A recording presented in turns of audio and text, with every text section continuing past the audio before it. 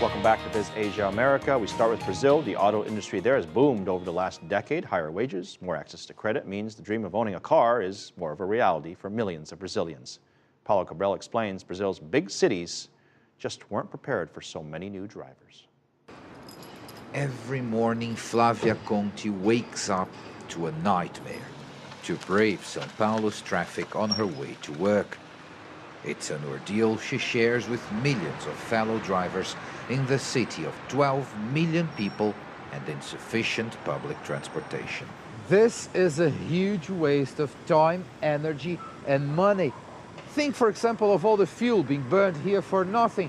And this is only the beginning of the story. Congestion carries a very high cost, not just for individual drivers, but for the whole society. This economy professor and former São Paulo's planning secretary developed a model to try and estimate the cost of congestion in the city.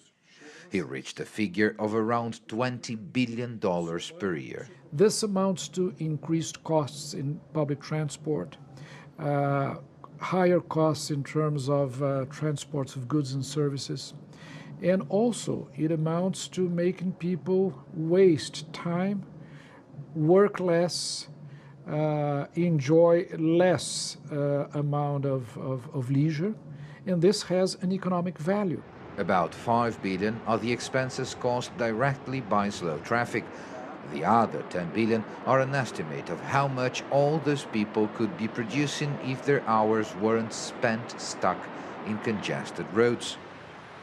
Mrs. Conti, for example, spends 2 hours of her day driving to work in the mornings and another 2 returning home in the evenings. I waste 4 hours in traffic every day going to work and getting back home. It's time I could be using to do something in my home, or even to work a bit more to get something else done. Most experts say massive investment in public transportation is key to get São Paulo moving faster.